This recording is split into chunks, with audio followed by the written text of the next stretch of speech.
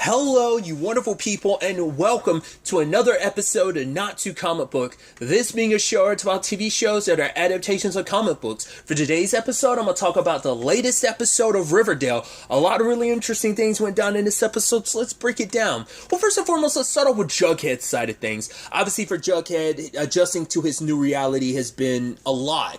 And obviously, Tabitha's there to try and help him, but it is a situation where it is kind of where I thought it would be. I figured, without being able to hear the typing of the keyboard, the typewriter would mess with Jughead to some extent. So I thought that was fascinating. So at first I'm wondering, okay, so what is he going to do? His whole worldview is kind of changed. He even said, right when he's writing, he likes to listen to music, and obviously hearing the typing of a lot of his process has been hampered, and she wants him to try and get help, but he's reluctant. It's just because, he was reluctant to tell Archie. He's reluctant to tell everyone because he doesn't want their pity. That's why he doesn't show up at, that town meeting at any episode. So, and I think it speaks volumes that Jughead is very isolated this episode. I think that, thematically and just, how his scenes are shot, that he is just kind of alone. Usually it's one-on-ones between, him and Archie, him and Tabitha and the guy that, she brought in because he's a guy that lost his hearing midway in his life. So he's right in his 20s. He learned how to move forward because Jughead didn't want to learn ASL because he thought I'm going to get the implants anyway in 6 months. So there's no point of he wasn't willing to kind of budge on this because it's just because I think by learning ASL, it makes him think,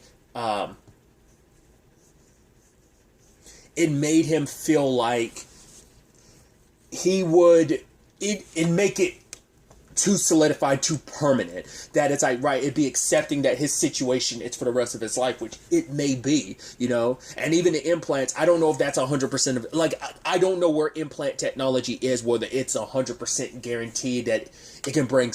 I don't know how much,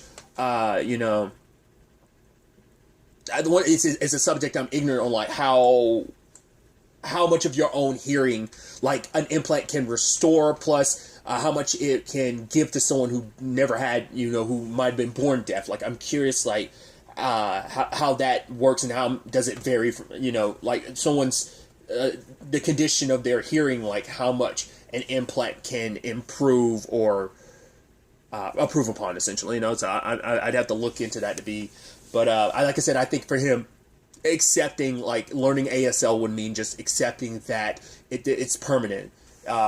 He'd have to kind of give up on any potentiality of having going back to the way things were, but I don't think you ever really can upon that. It's not like your life is forever ruined or whatever. It's just it's nothing of that nature. It's just finding the new normal in your life is what that is, because it's it is normal. It's not like losing his hearing would be the end all be all, because plenty of people have made their way through being born without hearing or eventually losing it later on in life. It's just finding and making the adjustments to make that your new form of your new normal in life. And so your new baseline, I guess, would really be I guess a more apt word to say. But and I thought that was so heartbreaking when he's sitting and he's the guy's sit here for 5 hours, write down your thoughts, but he couldn't write down a single word. But the guy gave him this is a graphic novel I wrote, the kind of his way of dealing with what he went through. And in the end, it inspired Jughead to be able to find a new outlet for his approach on things. And obviously Tabitha loved it, and it inspired him again. And at the end of the day, it turned, the moment he heard Tabitha, I was oh, your hearing's coming back, right? Because in this episode, we saw some waning abilities to some extent on Archie's part. We'll get to that soon enough. And then on top of that, the whole thing with Betty, I thought oh, their powers must be waning. I was thinking the Palladium had some part to do that. We'll get to that in a second too. I thought oh, and now maybe Jughead's powers are now Jughead's hearing is coming back after everything. And then he started hearing Tabitha, and he was did you say something? She's no. And then she's thinking it, and I was you Professor Xing this? I was yo! To be fair, it makes sense too, because it's right, to lose one of your senses is very Matt Murdock-esque. It's right, his other senses are heavily enhanced because he no longer has his sight. So that's what this is. So I thought that was fascinating, but now it's like in the form of he can hear people's thoughts. And I'm like, that's interesting. I guess like the power hadn't fully developed yet. So maybe because it is that thing of powers usually are connected to your emotions and everything that you're going through. So because he was dealing with the shock of everything, like he hadn't found it. Now he had found like some equilibrium again. I think his mind was at a clear enough point that he can hear thoughts now. So, because I was about to say it's super jacked up if that explosion gave Betty and Archie powers, but not Jughead. I mean, also it fits perfectly considering, like, right, once again, his hearing got messed up because of the sound of the explosion and stuff. But part of me still wondering, like, could the palladium in some shape or form be what gave them their powers in the first place? Because the trio was there, and apparently Archie had some in his house from when he was dug up the mines for Cheryl and stuff. So, because part of me was wondering were their powers naturally disappearing or something like that. Because Betty was getting headaches, but it's like, right, I'm surprised that's not Jughead's issue. Like, you would think, like, getting inside of people's head would eventually take its toll on you. So, it seems like, at the very least, Betty's starting to have side effects from her powers. Like, she's starting to have migraines now. And obviously Archie found out he has a weakness, the palladium. So I wonder, is it like a literal kryptonite thing of the thing that, like, well, because in his case, it's like, right, I don't know, like, radiated pieces of his own planet. Like, I always forget how kryptonite necessarily works. Is it just because, I don't know if things ever really go into why kryptonite is his weakness. It is kind of sad that, like, your own home, fragments of your home is what hurts you and can kill you. But I wonder, is it like from the explosion, from Krypton exploded, it like radiated fragments of Krypton? I mean, maybe it just like kind of polar opposites the yellow sun. But then it's like, well, then the red sun kind of polarizes that, considering like the yellow sun gives you strength, the red sun takes it away, and kryptonite can just straight up weaken you and kill you. So I'm wondering what happened to did something happen to the palladium in the explosion to make it so that it can weaken Archie in the same regard? Like, why did they get the powers that they got? Is it kind of like, as I've talked about before, which I always thought was kind of an interesting thing, is it very Misfits-esque? They never really go into it with Misfits, but when you look at every character's personality and the abilities they got, it correlates to them on some level. Spoilers, Nathan having immortality is because he was always kind of fearful of death. Kelly always scared of what people really thought about her. Simon always felt invisible. So that. Because now I'm blanking on the other two characters' names. I was like, oh god, it's oh god, I'm blanking on home dude's name because he was with the show until season 4, where his character got basically he was going to be turned into a zombie, so he ended up killing himself in the process. But I'm blanking on his name. I forgot what his initial ability was. Curtis and Alicia. God, I probably wouldn't have gotten that. I'm blanking on what Curtis's original ability was. Oh right, it was a time ability, because it correlated with him wishing he could go back in time. So that was it. And Alicia's ability was basically she had a pheromone ability that made anyone who touched her, she had touched, attracted. So it's like, right, because that was kind of playing into like her always kind of, she had this seductive ability, very reminiscent of like her kind of wanting people to love her, so like it correlated with their personalities, was like the long run of it. Obviously I'm talking about initial abilities because I think all of them got different abilities by season 3, just because they ended up switching abilities around. Like, I know eventually Curtis got like the gender switching ability. Tangents and all that aside, I'm going on a new tangent, but my point was like Archie wanted to be a superhero. Betty probably wanting to protect herself from like never being able to be caught off guard by a threat, always being able to perceive a threat, especially with the whole I think it correlates from the TBK thing, because also she had a hard time never seeing people for who they really were. It's like, right, her dad being the serial killer he was, so maybe there's a correlation in that, plus like, always struggling with trying to figure herself out because of like the serial killer gene that's in her, and just like her connection with serial killers in general, and just not being able to tell like the threats. And then Jughead, maybe some deeper, maybe very similar to Kelly, like never really being able to know what's really in someone's mind and their heart, and maybe it correlates, especially with how he told his perspective, his story this episode, where like you never really got his dialogue verbally said. It was like all monologued, like voiceover wise. So I think that's supposed to play into that a little bit. Like I said, I went a very roundabout way of going about that, but that's what I'm wondering if there's a correlation there. But obviously the TBK thing, Glenn's not dead. Well, he is by the end of the episode, but his thing is to basically slice off pieces of your body bit by bit because he wants it to be slow and everything. And I guess the moment he got Archie, he didn't need Glenn anymore, so he went ahead and just killed Glenn. And even at the end, I bet he's like, yeah, we found most of Glenn, including his head. It's like, wow, that sucks. You were a dick, Glenn, but man, you went out hard. You're not the only one that went out hard. We found out about Hiram, which we'll get to that when we get to Veronica's side of things, but it's like, wow, poor Glenn. You kind of sucked, but you still didn't deserve to go out like that. So, and now TBK knows about Archie's weakness, so it's like, oh, I know you got these powers and stuff, but I'm gonna I'm gonna kill you. Like you've gotten like Archie and Betty gotten close, and he wants to he's cutting out everyone that's in Betty's life that's close to her. Like got Glenn because it's like, oh, you dare touch Betty. He's obsessed with Betty in a twisted way. He loves her and admires her and wants her attention only on him. So that's why he's doing all of this, trying to remove Archie from the board. It's like, right. Luckily, Bingo came to his aid because Bingo heals. So I'm thinking maybe that's Bingo's power. Just like, right, his legs, like, I don't think I talked about that last episode. Bingo's got powers too, so.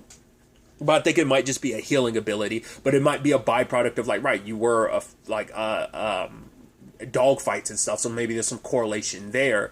But Bingo luckily saved the day. Hey, pushing TBK out the window, but it's like now we have a face, and to know that he's secretly been here the entire time. I'm like, has Dennis always been in the background the entire time, but we've never noticed him, or is this like a thing of like he's quote unquote been in the background for a while, but it's just we've only now like cast the character, like, because there's certain characters that were like, oh, I'm just like a background person. I've technically been here the entire time, even though I haven't, because they've only cast this character to be in the forefront. Now, you know what I'm saying? So I'm curious, is that what that is, or could you go back and always see Dennis in the background? That'd be interesting to kind of see if that's the case or not, but probably not. Either way, so now we have a face to correlate with TBK. He is going to be kicking around Riverdale as long as Betty stays here, so she plans to stay. But once again, now they know like the limitation of their abilities, about her, like probably like don't want to push her abilities too much, because even her saying like, right, TBK is my blind spot. That's what I was curious about, why she couldn't see him.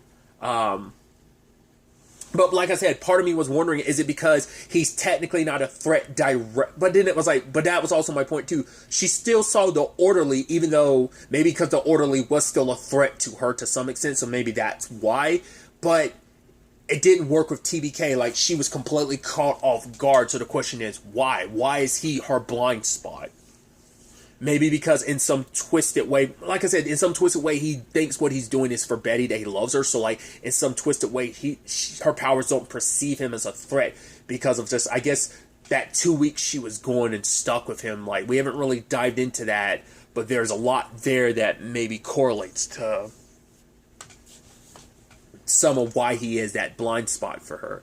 But she plans on leaving Riverdale for a while to kind of get TBK to leave, and she's going to circle back because eventually he'll get distracted, I guess, find a new obsession. But I don't think so. After all this time, he's still, because you're the one that got away, or whether it was that he let you go, but it's like he found something special with you, and I don't think he's willing to let that go or get distracted, because anything else will always be a means to an end tied to her. So that was interesting. Obviously, the whole thing with Hiram and Veronica, because once again, picking up where my own thoughts were last the episode was like, at first it's like, man, Hiram got it hard, zip tied and popped in the back of the head 4 times. I was like, Jesus, because I've heard the execution style double tap pop pop. It's like pop pop pop pop.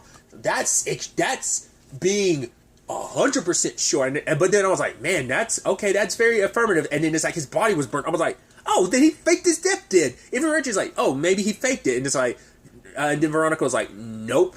But I'm like, it still leaves it open to be a possibility. Like burned bodies, like you can never really.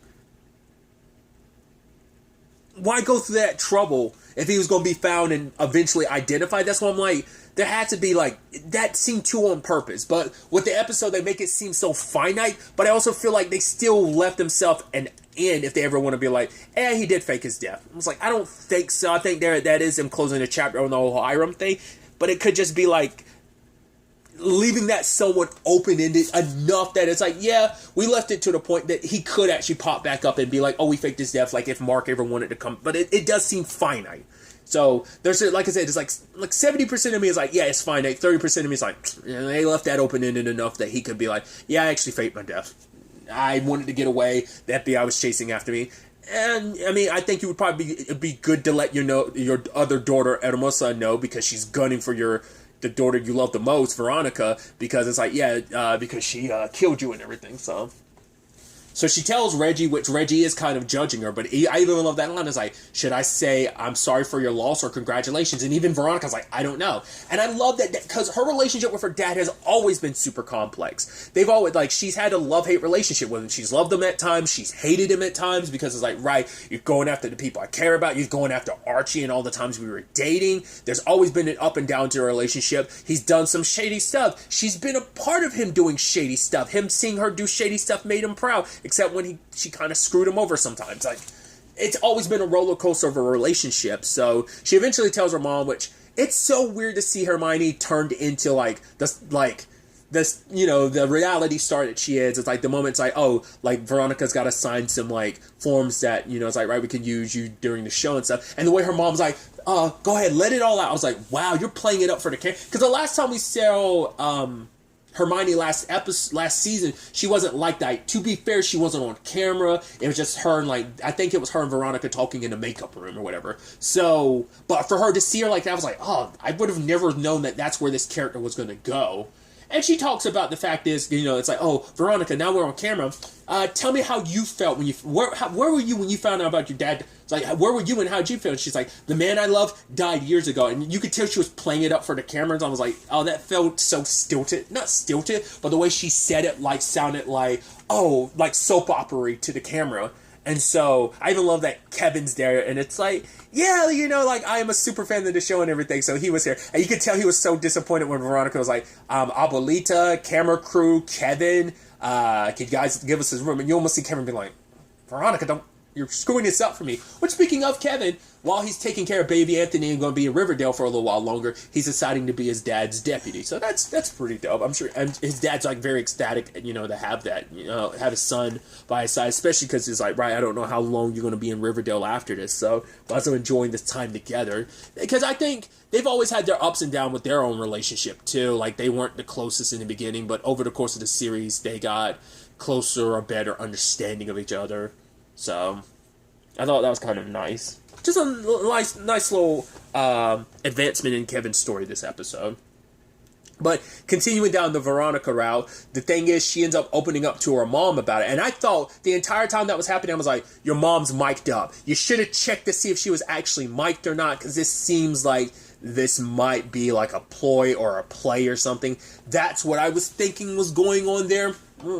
But I was like, oh, they're going to pop out at some point in time and your Abuelita heard everything. I thought that's where it was going to go, but it wasn't. Like, it was a sincere moment. Granted, later on, Hermione was like, no, we need to play that up again on camera. It's like, but Mom, what I said was right. It's like, yeah, but that's why it's so beautiful and raw. I just want to capture that for the show. And just, Veronica's just kind of like, sure thing, Mom. Because it will help her and her mom, bring her and her mom closer together, and it's something that means something to her mom. And I guess it's like, she's also probably like, right, this is how my mom's dealing with everything too, so this is her new reality, and I want to be a part of her life, and I want her to be a part of mine, especially after everything. But I thought it was interesting how Hermione opened up to her saying, like, right, I was always jealous of your relationship. Like, I always felt that your dad loved you more than he loved me.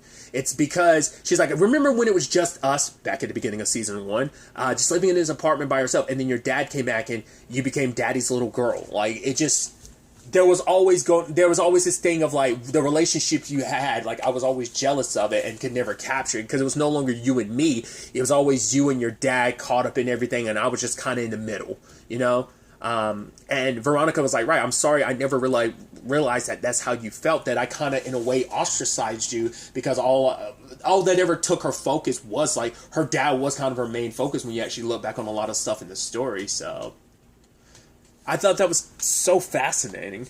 But then like we find out the assassin that she sent to kill her dad, Hermosa, paid him to come after Veronica. Luckily, the guy that looks after her grandmother protected is like, yeah, I know what's what. I always keep an eye on what's going on in this family, because he's like, right, I protect your abuelita. I always do and always will be. I'll be the person there for her. So I thought that was kind of interesting where she was like, so he knew already that Veronica's the one that called the hit on her dad, but at the same time, it's like, right, he sees the world. The reason why he's able to do what he does, I kill people, but also like I can be there to take care of your grandmother when I need to be, because I accept all aspects of my life and all aspects of who I am, that I'm not just one dimension, that people are so layered and complicated. There is no black and white. There's just so many shades of gray in every aspect of life. And accepting all those parts is what let Veronica do what she does at the end, give her father's eulogy, where she talks about, right, my dad did a lot of terrible stuff, but at the same time, my dad did good stuff too. Granted, he had his own selfish reasons sometimes, like, putting money into rare diseases, because he had one himself, but still he did some good. The fact is, when she referenced, like, Fred, like, paid fully for Fred's funeral, despite him and, like, Fred never seeing eye to eye, despite the beef that him and Archie had, he still did that without hesitation. So, like, there was good with her father. And so for her, at the end of the day, I wish I could stand here and be like, I wish my dad didn't do the bad things he did, but he did. I wish I could say my feelings for my dad are clean. They're not. They're muddled. They're complicated, just like life.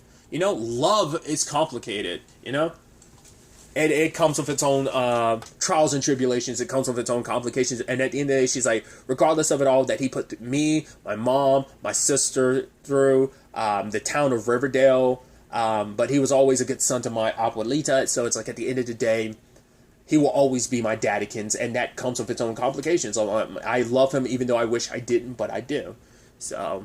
And even then, Reggie was like, right, I never really understood the relationship you have with your dad, so who am I to judge you when it's a relationship I don't understand?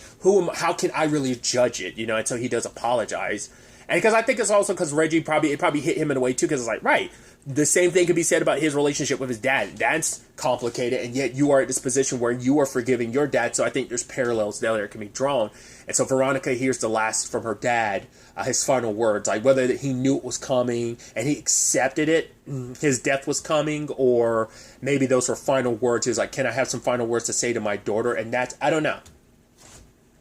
But he's leaving her the rum business. He apologized for, like, right, despite all the terrible things he's ever done, it's because in some shape or form he loved her, and that maybe in his own way he was testing the boundaries of how far a daughter's love would go for her father. Like, how much could I do before you finally had enough of me?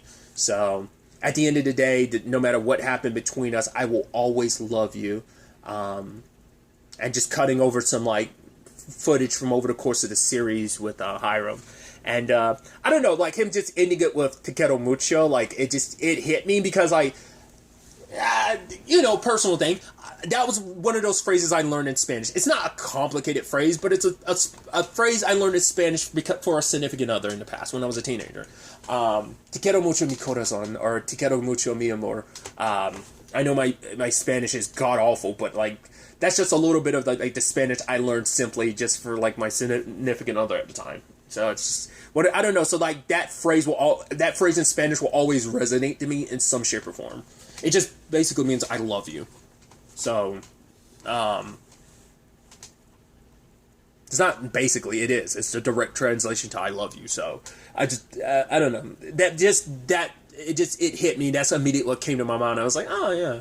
I guess because, like, yeah, that relationship I look back on negatively because of stuff the way I handled it. You know, I was a teenager. I was like 15 to 18. So, like, I think just a lot of aspects of who I was back then and just, like, my own insecurities and stuff like that that's why I don't look back on that relationship a lot fondly, just because my perspective on it's kind of changed a little bit, just because I was like, oh, I wish I did think this differently type of thing. But it's like, yeah, every once in a while you kind of get very much like Veronica with her relationship with her dad, which is a weird comparison to make, I know, but the point I'm making is that despite the bad, like, you can't let it fully overshadow the good, because that's just like, yeah, there's just good and bad in everything in the world and life, and especially when it comes to love. I'm sure for my significant other at the time, it was like, being in a relationship with me was the most complicated thing ever, because I'm sure she had a love-hate relationship with me, just because, like, my insecurities, my self-esteem issues, like, me not wanting to be very open with how I felt. I bottle a lot of shit up then and still do. So, like, you know, so, and I've talked about that in the past, but,